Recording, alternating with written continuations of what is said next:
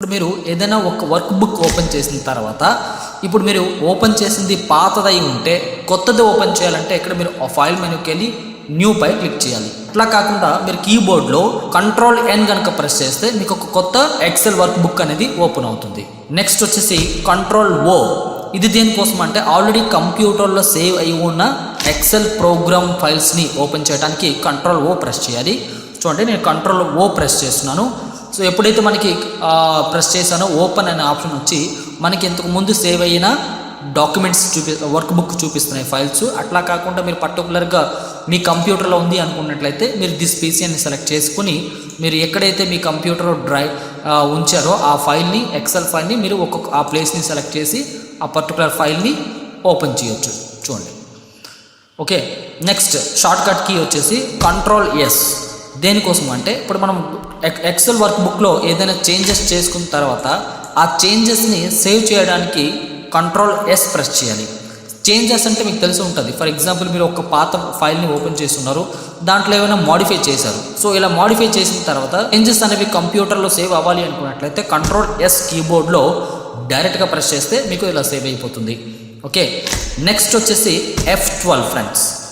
F12 దేనికోసం అంటే ఇప్పుడు మనం సేవ్ చేయడానికి Ctrl+S ప్రెస్ చేస్తుంటాం కదా, అదే సేవ్ యాజ్ చేయడానికి F12 ప్రెస్ చేయాలన్నమాట. సో మరి ఎప్పుడు సేవ్కి సేవ్ యాజ్కి తేడా ఏంటంటే చూడండి, మీరు అదే వర్క్ బుక్ని సేవ్ చేస్తూ ఉంటే Ctrl+S ప్రెస్ చేస్తూ ఉంటే సేవ్ అందులోనే అవుతూ ఉంటుంది. అలా కాకుండా ఇప్పుడు మీరు ఇందులో ఏదైనా మాడిఫై చేశారనుకోండి, సో ఈ మాడిఫై చేసిన ఈ వర్క్ బుక్ వచ్చేసి మరి కొత్తగా సేవ్ చేయడానికి మరొక కొత్త ఫైల్ క్రియేట్ అవ్వడానికి మీరు సేవ్ యాజ్ చేయాలి. మీరు ఫైల్ మెనూకి వెళ్ళినా కూడా సేవ్ అండ్ సేవ్ యాజ్ రెండు చూస్తారు. ఈ సేవ్ యాజ్ షార్ట్ కట్కి మనం F12 ప్రెస్ చేయాల్సి ఉంటుంది. ఎప్పుడైతే F12 ప్రెస్ చేస్తామో ఈ విధంగా సేవ్ యాజ్ డైలాగ్ బాక్స్ వస్తుంది. మనం ఎక్కడ సేవ్ చేయాలనుకుంటున్నామో ఆ ప్లేస్ సెలెక్ట్ చేసి ఇక్కడ మనం దీనికి ఒక పేరు పెట్టేసి సేవ్ కనుక ప్రెస్ చేస్తే మీకు అదే వర్క్ బుక్ కొత్తది ఒకటి క్రియేట్ అవుతుంది అనమాట. Okay, next Ctrl+F2. దీనికోసం అంటే మనం ప్రివ్యూ చూడడానికి Ctrl+F2 ప్రెస్ చేయాలి ఫ్రెండ్స్. చూడండి, Ctrl+P అంటే ప్రింట్, బట్ Ctrl+F2 కనుక ప్రెస్ చేసాం అనుకోండి మీకు ప్రింట్ ప్రివ్యూ డైరెక్ట్గా ఓపెన్ అయిపోతుంది అనమాట. సో మనకి అవుట్పుట్ ఏ విధంగా ప్రింట్ అవుతుందో మనం ఇక్కడ ప్రింట్ ప్రివ్యూలో చూడొచ్చు. ఇలా ప్రింట్ ప్రివ్యూ చూడడానికి ఎక్సెల్లో Ctrl+F2 ప్రెస్ చేయాలి. ఓకే, నెక్స్ట్ Ctrl+F10 దేనికోసం చూడండి. ఈ Ctrl+F10 అనేది మనం ఎక్సెల్ ప్రోగ్రామ్ని మ్యాక్సిమైజ్ అండ్ రీస్టోర్ చేయడానికి ఉపయోగపడుతుంది. చూడండి, ఇది రీస్టోర్ అండ్ అదే బటన్ ప్రెస్ చేస్తే మ్యాక్సిమైజ్ అవుతుంది. అది కీబోర్డ్ ద్వారా చేయాలంటే Ctrl+F10 ప్రెస్ చేస్తే రీస్టోర్ అయింది, మళ్ళీ అదే Ctrl+F10 ప్రెస్ చేస్తే మ్యాక్సిమైజ్ అవుతుంది అనమాట. ఓకే, నెక్స్ట్ వచ్చేసి Ctrl+F9 అంటే మినిమైజ్. చూడండి, దీనికి Ctrl+F10 అండ్ దీనికి వచ్చేసి Ctrl+F9 ప్రెస్ చేయాలి. ఓకే, చూడండి నేను Ctrl+F9 ప్రెస్ చేశాను, అది మినిమైజ్ అయిపోయి ఇక్కడ మనకి టాస్క్ బార్కి వచ్చేసింది అనమాట. Ctrl+Tab దేనికోసం చూడండి. Ctrl+Tab ఫర్ ఎగ్జాంపుల్ నేను నా కంప్యూటర్లో ఎక్సెల్ ఫైల్స్ అనేవి 4 ఓపెన్ చేసి ఉన్నాను. చూడండి, ఎప్పుడైతే నేను మౌస్ పాయింటర్ కింద టాస్క్ బార్లో పెట్టానో మొత్తం 4 ఫైల్స్ ఓపెన్ అయి ఉన్నట్టు చూపిస్తుంది అనమాట. ఇప్పుడు నేను Ctrl+Tab ప్రెస్ చేస్తే చేంజింగ్ అనేది కేవలం ఎక్సెల్ వర్క్ బుక్లోకి మనం మారుతాం అనమాట. మరొక ఏ ప్రోగ్రాంలోకి మనకు కనబడదు. అంటే ఈ 4 వర్క్ బుక్ ఫైల్స్లో Ctrl+Tab ప్రెస్ చేయడం ద్వారా ఒక ఎక్సెల్ వర్క్ బుక్ నుంచి ఇంకో ఎక్సెల్ వర్క్ బుక్కి, ఇంకో ఎక్సెల్ వర్క్ బుక్ నుంచి ఇంకో ఎక్సెల్ వర్క్ బుక్ అనేది ఓపెన్ అవ్వటం మీరు గమనించవచ్చు. చూడండి, ప్రస్తుతానికి నేను ఇక్కడ ఐటమ్స్ లిస్ట్ ఉన్న ఫైల్లో మనం ఉన్నాం. ప్రజెంట్ ఇంకో వర్క్ బుక్లోకి వెళ్ళాలంటే చూడండి, ఇక్కడ క్లిక్ చేసి Ctrl+Tab కనుక ప్రెస్ చేస్తే మీరు ఇక్కడ ఒక్కొక్క వర్క్ బుక్లోకి వెళ్ళడం మీరు ఇక్కడ గమనించవచ్చు. Okay, at the same time అది ఫార్వర్డ్ డైరెక్షన్ మూవ్ అవుతుంది, అంటే నెక్స్ట్ వర్క్ బుక్ వెళ్తుంది. అదే ఇక్కడ Ctrl+Shift పట్టుకుని ట్యాబ్ కనుక ప్రెస్ చేశారనుకో 3 షార్ట్ కట్ కీస్ 3 బటన్స్ ఒకేసారి ప్రెస్ చేస్తే మనం వెనక్కి వెళ్తాం అనమాట. ఇప్పుడు మీరు చూసుకున్నట్లయితే చూడండి, ఇది RSIM ఎక్సెల్ అని ఉంది కదా, ఇది ఫస్ట్ అనుకుందాం. ఓకే, ఇప్పుడు నేను Ctrl+Tab ప్రెస్ చేశాను అనుకోండి, నెక్స్ట్ ఇక్కడికి వస్తుంది అనమాట. Ctrl+Tab ప్రెస్ చేస్తే ఈ థర్డ్ దానికి వస్తుంది, మళ్ళీ Ctrl+Tab ప్రెస్ చేస్తే ఇక్కడికి వస్తుంది. నేను మౌస్ పాయింటర్ మూవ్ చేస్తున్నాను కాబట్టి మీకు అర్థం కావచ్చు. నేను మౌస్ పాయింటర్ తీసేస్తున్నాను పక్కకి. ఇప్పుడు చూడండి, Ctrl+Tab tab tab Ctrl+Tab Ctrl+Tab అంటే మనకి నెక్స్ట్ వర్క్ బుక్ వెళ్తుంది. అలాగే Ctrl+Shift పట్టుకుని ట్యాబ్ 3 బటన్స్ కనుక ప్రెస్ చేస్తే ప్రీవియస్ వెళ్తుంది, వెనక్కి వెళ్తుంది అనమాట వర్క్ బుక్ అనేది. సో ఇవన్నీ మనం రెగ్యులర్గా యూజ్ చేసే షార్ట్ కట్ కీస్ కనుక అలవాట్లు పెట్టుకుంటే మీరు ఏం చేస్తున్నారో, ఏ షార్ట్ కట్ కీ యూజ్ చేస్తున్నారో బయట చూసే వాళ్ళకి అర్థం కాకపోవచ్చు, అంతగా మనం టైంని సేవ్ చేయొచ్చు.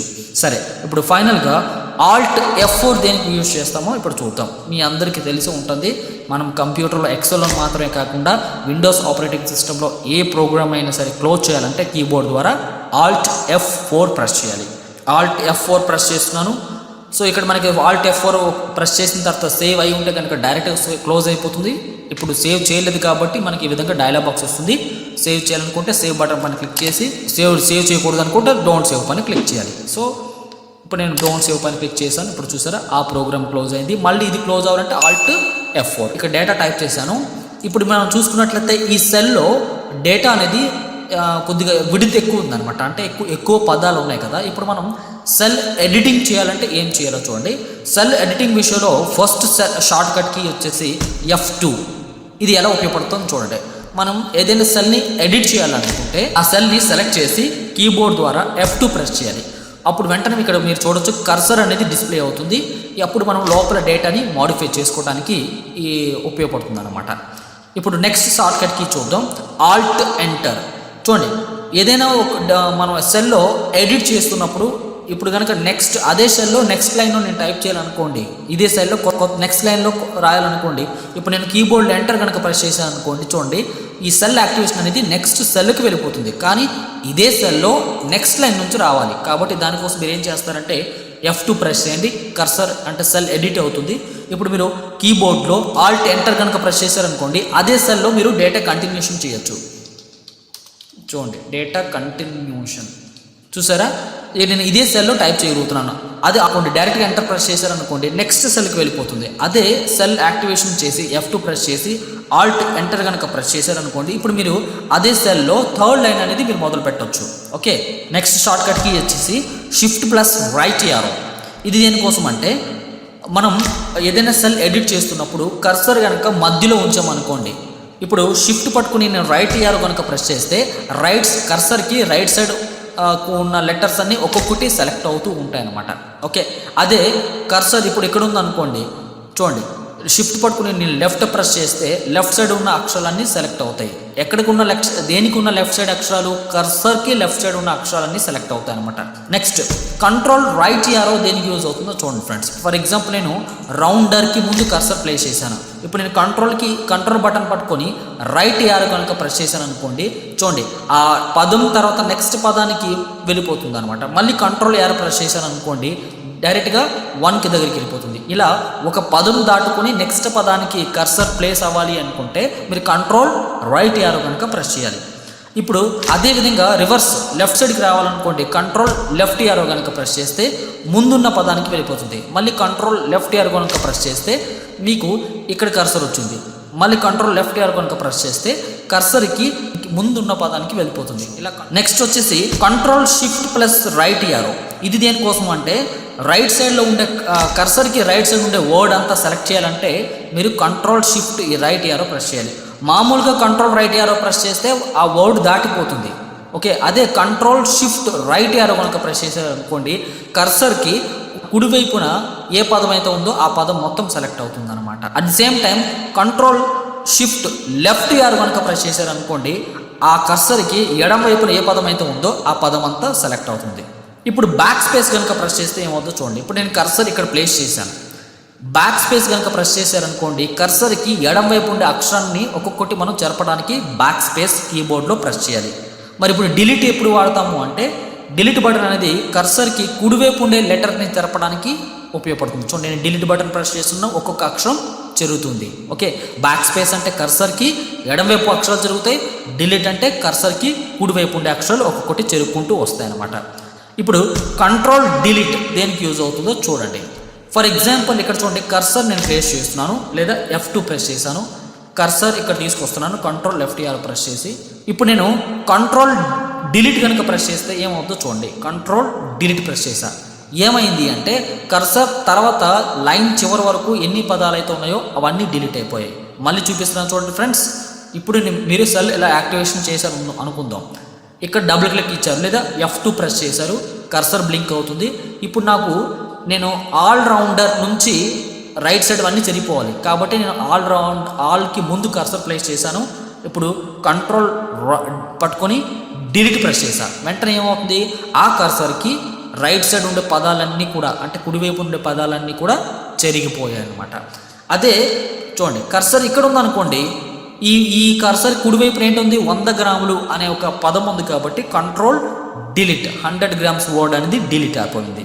సో ఫ్రెండ్స్, అర్థమైందా? సెల్ ఎడిటింగ్లో ఫైనల్ షార్ట్ కట్ కీ వచ్చేసి ఎస్కేప్. ఇప్పుడు మన కర్సర్ ప్లేస్ అయ్యి ఉంది కదా, అంటే ఎడిట్ మోడ్లో ఉంది సెల్ అనేది కదా, ఎడిట్ మోడ్లో ఉండడం మీరు ఇక్కడ గమనించవచ్చు. అదే నేను కీబోర్డ్లో దీని నుంచి నేను బయటికి రావాలి అని అనుకున్నట్లయితే కీబోర్డ్లో ఎస్కేప్ ప్రెస్ చేశారనుకోండి, మీకు ఎడిట్ మోడ్ నుంచి బయటకు వచ్చేస్తారు. Up and down arrow keys తెలుసుకోబోతున్నాం. అందులో కీబోర్డ్లో ఉండే ఈ 4 అప్ అండ్ డౌన్ యారో కీస్లో మొదటిది అప్ యారో దేనికి యూజ్ అంటే తెలుసు మీ అందరికీ. సో ఇక్కడ సెల్ యాక్టివేషన్ ఉంది కదా, దీన్ని మనం కీబోర్డ్లో అప్ యారో కనుక ప్రెస్ చేస్తే సెల్ యాక్టివేషన్ అనేది పైకి వెళుతుంది. అదే డౌన్ యారో కనుక ప్రెస్ చేస్తే సెల్ యాక్టివేషన్ అనేది కిందకు దిగుతుంది. అదే లెఫ్ట్ యారో కనుక ప్రెస్ చేస్తే మనకి లెఫ్ట్ వెళ్తుంది. రైట్ యారో కనుక ప్రెస్ చేస్తే రైట్ సైడ్కి జరుగుతుంది. ఇది 4 యారో కీస్తో పని అన్నమాట.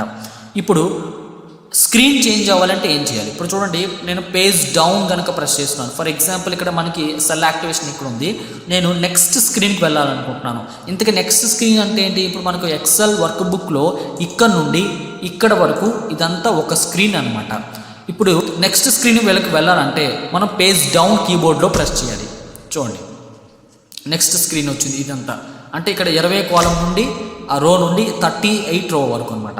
ఇప్పుడు నేను పేజ్ డౌన్ కనుక ప్రెస్ చేశాను అనుకోండి, 39 నుండి 57 వరకు షో అవుతుంది. ఇప్పుడు మళ్ళీ నేను పేజ్ డౌన్ కనుక ప్రెస్ చేశాను అనుకోండి, ఇక్కడ 58 రో నుండి 76. ఇట్లా మనం పేజ్ డౌన్ కనుక ప్రెస్ చేస్తే నెక్స్ట్ స్క్రీన్కి వెళ్తాము. అలాగే పేజ్ అప్ కనుక ప్రెస్ చేస్తే ప్రీవియస్ స్క్రీన్లోకి వెళ్తాం అనమాట. ఇలా పేజ్ అప్ అనేది ఉపయోగపడుతుంది. And next Alt page down కనుక ప్రెస్ చేస్తే మీకు ఏమవుతుందో చూడండి.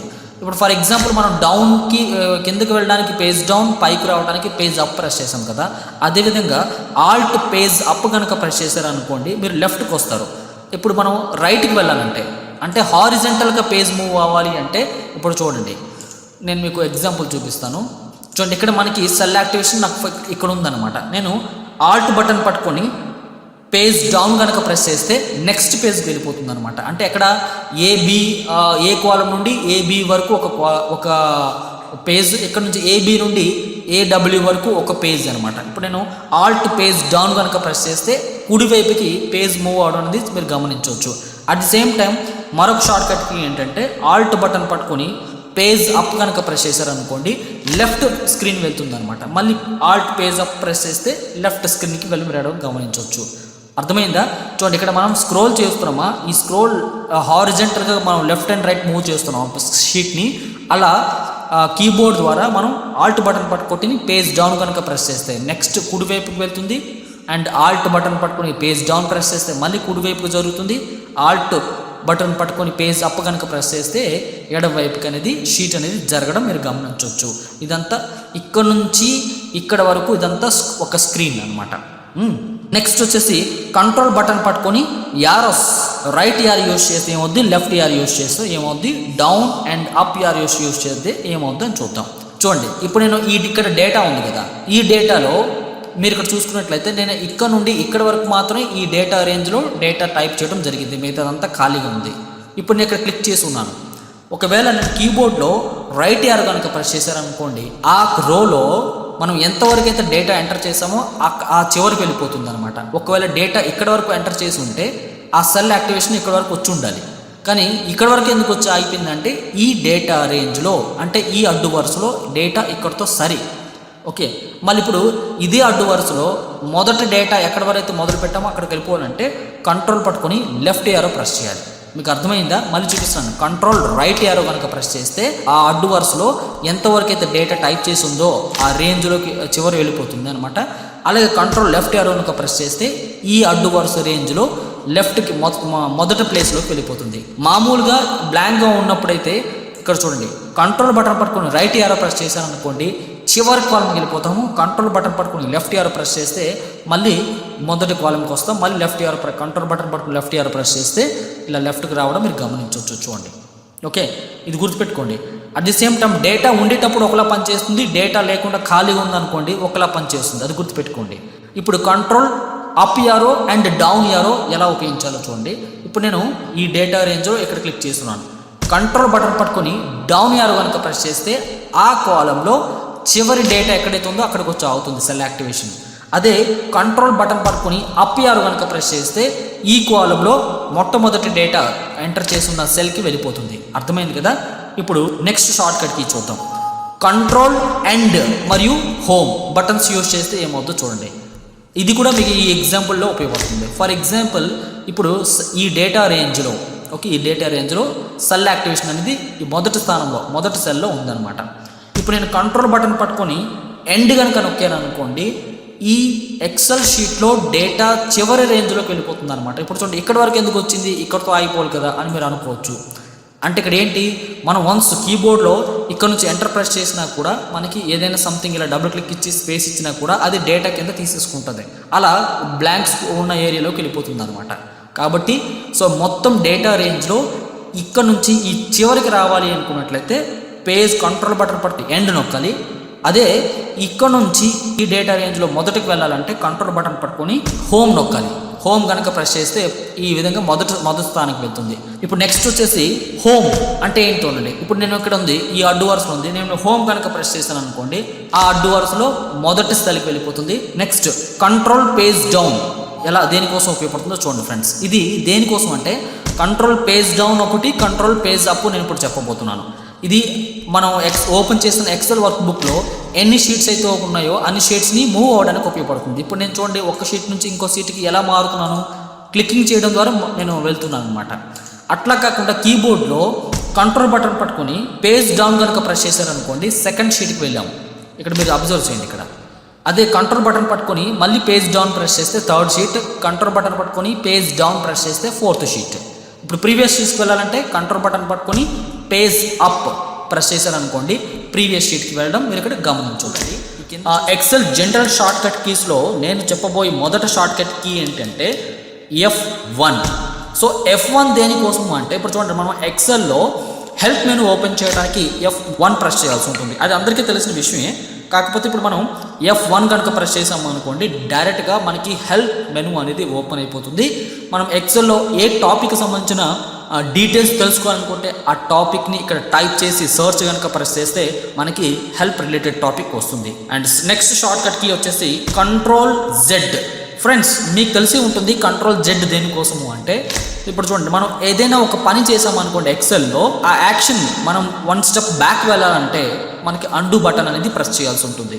ఫర్ ఎగ్జాంపుల్ నేను దీన్ని సెలెక్ట్ చేస్తున్నాను సెల్, అండ్ ఇక్కడ నేను సమ్ కలర్ ఫిల్ చేశాను. ఇప్పుడు నేను చేసిన ఈ లాస్ట్ యాక్షన్ వద్దు అనుకుంటే కనుక మనం కంట్రోల్ జెడ్ ప్రెస్ చేయాలి. దాన్ని మనం అండు అంటాం. సో అండు చూడడానికి మీరు ఇక్కడ చూడొచ్చు టాప్లో అండు స్టైల్ ఉంది. ఇప్పుడు నేను ఏదైతే స్టైల్ అప్లై చేశానో అది వద్దు అనుకుంటున్నాను కాబట్టి కీబోర్డ్లో అండు కనుక ప్రెస్ చేశాను అనుకోండి అది పోతుంది. ఓకే, సో మళ్ళీ అదే యాక్షన్ మళ్ళీ రిపీట్ కావాలి అనుకున్నట్లయితే అంటే అండు ద్వారా మనం ఏదైతే చేసామో దాన్ని మనం రిపీట్ చేయాలనుకుంటే కంట్రోల్ వై ప్రెస్ చేయాలి. సో అది ఇక్కడ మనం పైన టైటిల్ బార్లో ఇక్కడ చూడొచ్చు, దీని ఇక్కడ ఉంది రీడ్ స్టైల్. సో దానికోసం ఇక్కడ ఏంటంటే కంట్రోల్ వై ప్రెస్ చేయాల్సి ఉంటుంది. మీకు నేను ఇంతకుముందు ఎక్సెల్ ట్యూటోరియల్స్ నా వీడియోస్ ఎవరైతే చూసారో and control Z and Y గురించి అంటే అండు రీడు గురించి మీరు పూర్తిగా తెలిసే ఉంటారు. నెక్స్ట్ వచ్చేసి F4. ఫ్రెండ్స్ F4 దేనికోసం అంటే లాస్ట్ కమాండ్ రిపీట్ చేయడానికి అనమాట. లాస్ట్ యాక్షన్ ఏదైతే ఉందో జరిగిందో దాన్ని రిపీట్ చేయడానికి. For example last action repeat చేయడం కోసం నేను ఇక్కడ ఈ సెల్ని డిలీట్ చేసేస్తున్నాను. సెల్ సెలెక్ట్ చేసి డిలీట్ చేశాను. ఇప్పుడు ఈ డిలీట్ జరగడం అనేది ఒక యాక్షన్.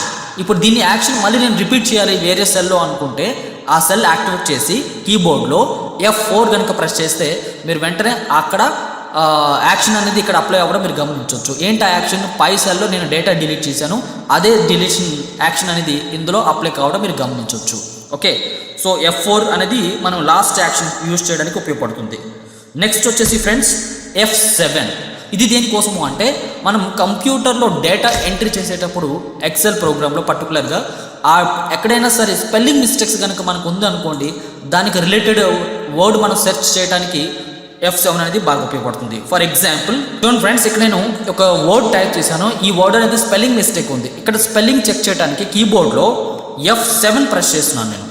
సో ఎప్పుడైతే F7 ప్రెస్ చేశానో ఈ సెల్లో డేటా కంటెంట్కి రిలేటెడ్ వర్డ్స్ అన్ని మనకి స్పెల్లింగ్ చెక్కర్ బాక్స్లో అంటే స్పెల్లింగ్ అండ్ గ్రామర్ డైలాగ్ బాక్స్లో మనం ఇక్కడ సజెషన్స్లో చూడొచ్చు.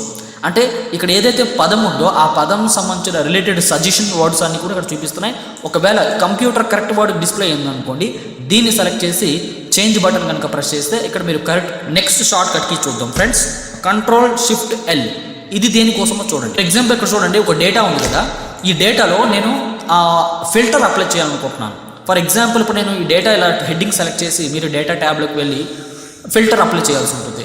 అలా కాకుండా సింపుల్గా మీరు ఇక్కడ సెల్ యాక్టివేషన్ చేయండి. ఈ డేటాలో ఎక్కడైనా కర్సర్ పెట్టండి, ఇలా సెల్ యాక్టివేషన్ ఉంచండి.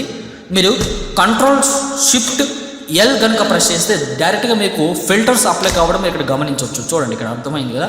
మరి అదే ఫిల్టర్స్ని మనం తొలగించాలంటే మళ్ళీ Ctrl+Shift+L కనుక ప్రెస్ చేస్తే మనకి ఇక్కడ ఫిల్టర్స్ అనేవి రిమూవ్ అవుతున్నాయి. Okay, next shortcut key వచ్చేసి Alt